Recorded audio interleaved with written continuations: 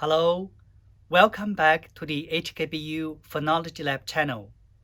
In this episode, we will introduce the structure of a paradigm experiment. In the next episode, we will introduce how to revise a sample paradigm experiment to make it our own. A paradigm experiment appears as a folder. As an example, let's look at a word identification task. In it, there is a stimuli folder, which contains the sounds and images used as the stimuli in the experiment. There is a subject data folder, where the participants' responses will be stored. And the file with a paradigm icon is the key one. If we double-click on it, it will be opened by Paradigm, the experiment programming software. In Paradigm, we can click on this button to run the experiment. For the subject's name, let's put in test, click on OK.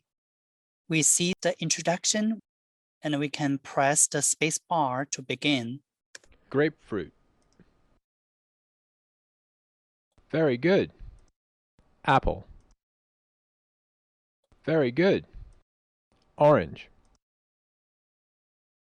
Uh-oh, try again.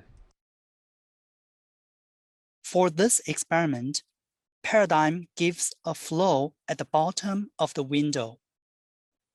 In Paradigm, each of these items is called an event, which can be text, image, sound, etc.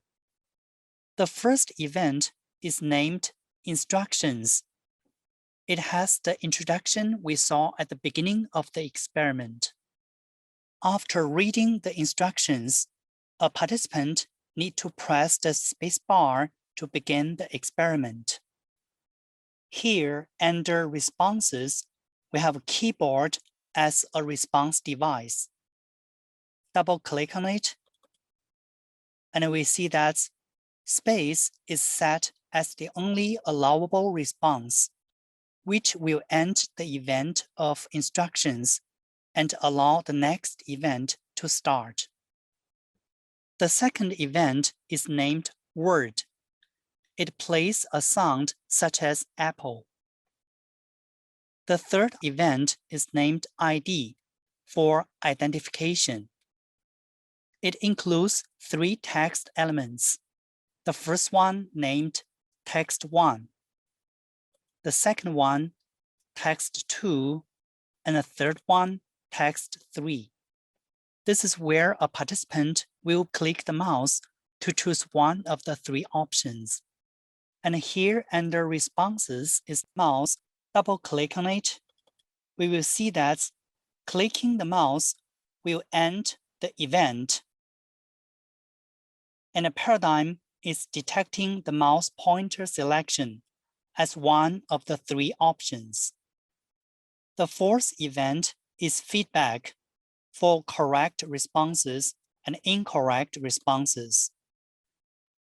The fifth event is a pause with a duration of 500 milliseconds.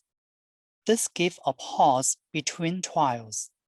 These 4 events form a block, which in Paradigm means a sequence of events. In this experiment, a sound like apple is played, followed by 3 options, feedback to the response, and then a pause. Then it starts back here. A second sound is played, followed by the other events. In Paradigm, if we click on the block and go to Trial Table View, we will see the sound files and relevant options in the table.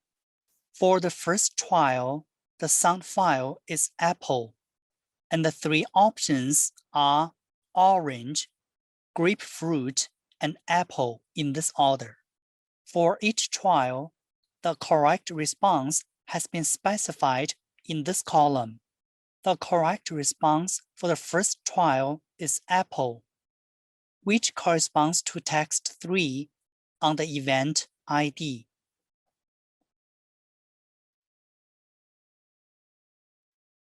When all the trials are completed, it comes to the last event. The text "Thank you" is shown. Thanks for watching. Please subscribe to our channel. Bye.